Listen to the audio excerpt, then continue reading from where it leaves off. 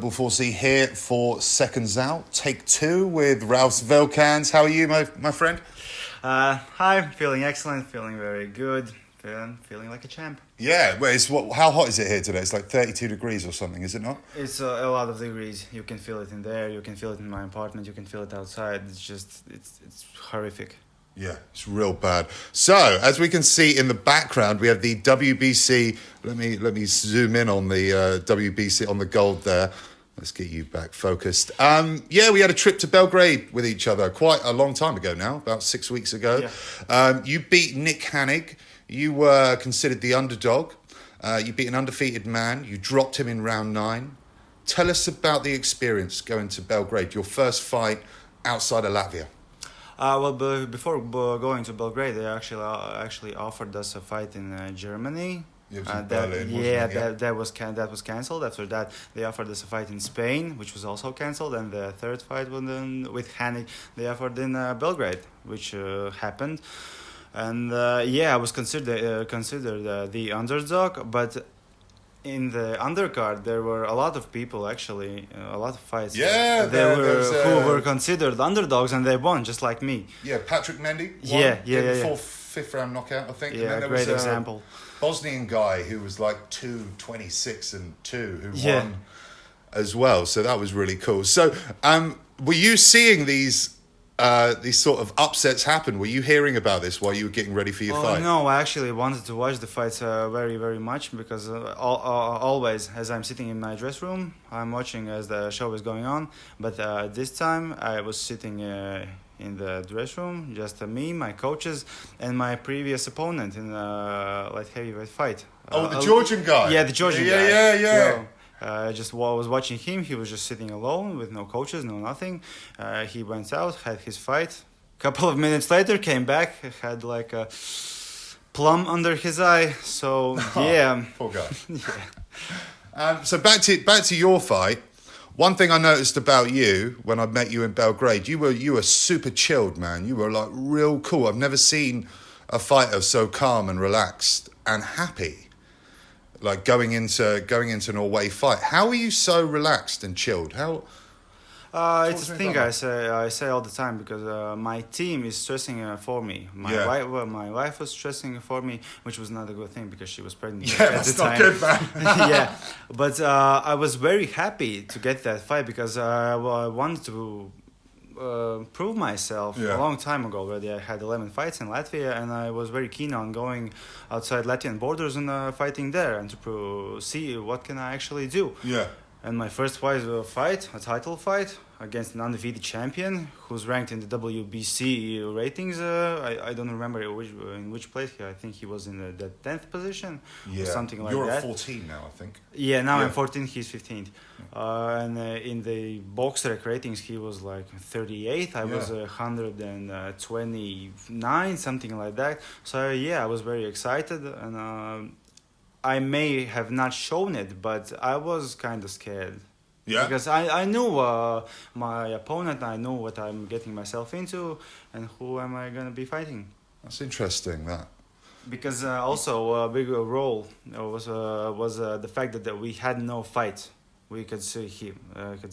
There was only one fight against Reino Liedenberg, I think. Yeah. There's two. An Englishman. I can't remember his name. Anyway, they boxed for like 3 rounds, and then the 4th round they came out. Yeah, in the first second. And there was another fight in World Boxing Super Series. He had the fight. First round, first 5 seconds, even less. He just came out, knocked the guy out. Controversial, but protect yourself at all times. Yeah. Well, when did you first feel his power? Was it end of round 1? I think he caught you on the chin. Is that correct? Well, I don't really remember all the punches I felt by him, but I just knew the power was there, and I knew if I'd stood in one place, then that would not end good for me. Yeah.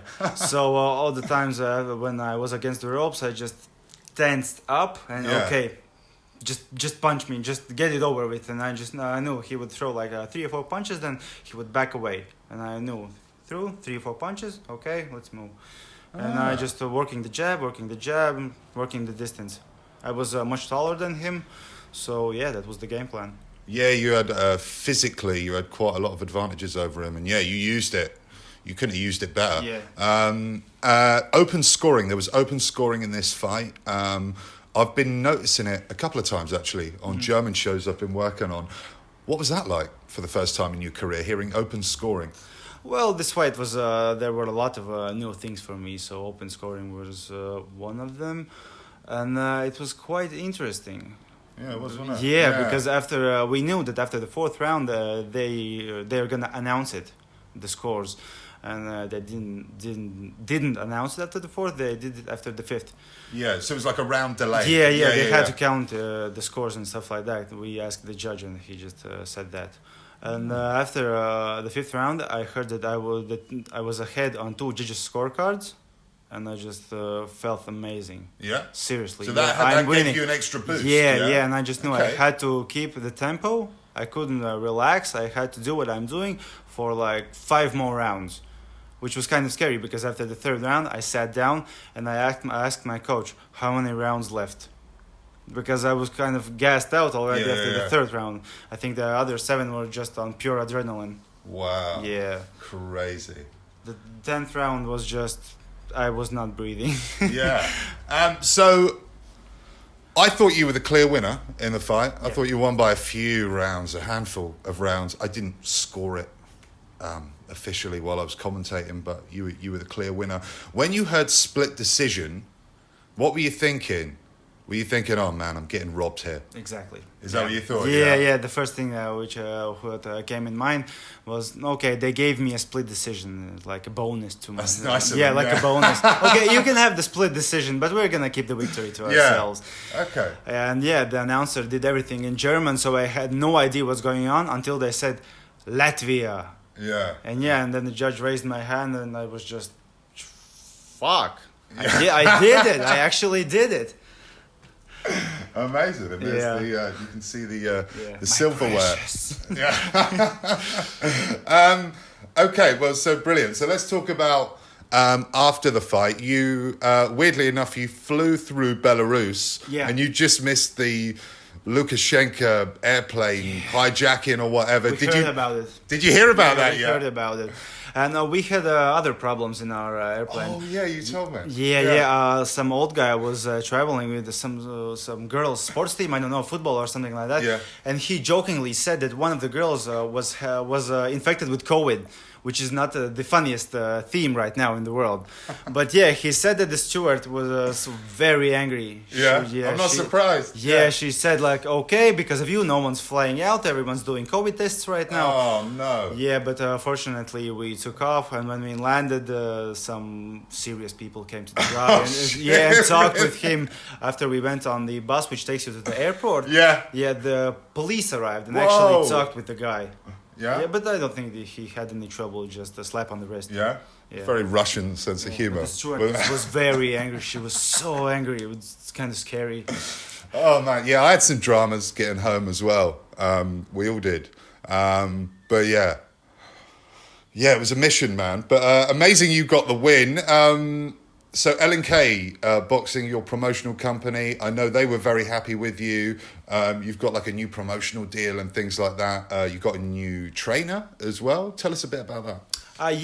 For this fight we had, in addition to our team, Sandis Kleins.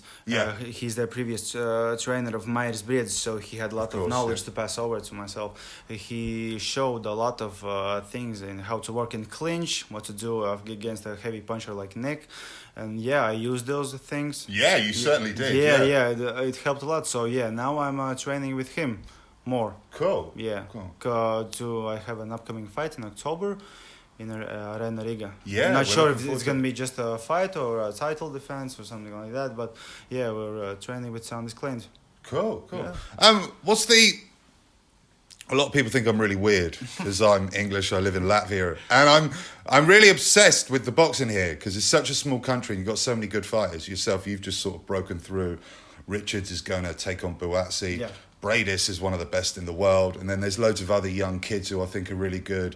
Weisberg, Spiss, Grossmanis, like the list goes on and on and on. There's some good kids. Dennis and Artem Savdons. Loads of good people. What is the reason? Why do people love boxing here so much? It used to feel like people loved kickboxing more, but it seems like boxing's overtaken. I think it's because of Mairis Briedis. He took boxing and put it in the spotlight. Yeah, he became a world champion. He drew much attention to the sport and drove people to start working out and watching. And after that, LNK boxing played a big role also. Huge role, yeah. They took all the young fighters, including myself, and they gave them fights, made shows in Arena Riga. Yeah. People came, people saw, they enjoyed it, and it good. We're going from keeps strength on going. to strength, Yeah. Fantastic. So that was. I know you've been boxing since you were 8 years old. Something like that. Yeah, something since you were a baby. What's been? You were talking about Briedis. Is that like the main inspiration to take this fight in Belgrade? You know, to take these big card fights. Is he one of the main inspirations, or is it like a mixture of what some of the other guys are doing as well? Well, I can't say he was an inspiration for me accepting this fight, but he is an inspiration for what Latvian boxers can actually achieve. He's an example of it. He's like the Franz Ferdinand of Latvian boxing. Yeah, he's like that catalyst of why so many things are going on. So, what does the future hold for Ralfs Vilcans? What do you want to do with it? What do you feel you can do with your career now? How far do you think you can go? Well, let's just say, hopefully, this is just the first one. Yeah. Good point on that. Yeah. Hopefully, well, the main goal is to get a few more of those. Yeah. Yeah, we're just gonna have some lighter fights now, build up my record, and then we're gonna look at some serious opponents. Yeah. As I said, I was talking with my dad, who's also my coach. Yeah, Norman's. Yeah. Boxers who I'm interested in fighting right now, also Germans, are Dominic Bozel and can't remember, Robin Krasnicki. Yeah. Those were some quality fighters also. Number one in Germany, and I think top 5 guys in Germany. Yeah. So that's something I'm hopefully looking forward into the future. Yeah. So you like Germans, yeah? Yeah. Not sure if that goes both ways, but yeah. Richard likes British people at the moment, so you have to pick your nation. I have to get your opinion on Bolotniks' fight with Buatsi. What do you think is going to happen? As I said before in some previous interviews, I think for both of them, this is going to be their most difficult fight. Definitely. Yeah, and I believe that Bolotniks he's a top-level fighter, and there's no reason why he could not win this fight. Yeah. He's got all the tools, he's got all the skills, he's got experience. He's got the power, he's got the brain, so now all that's left is to win. Yeah.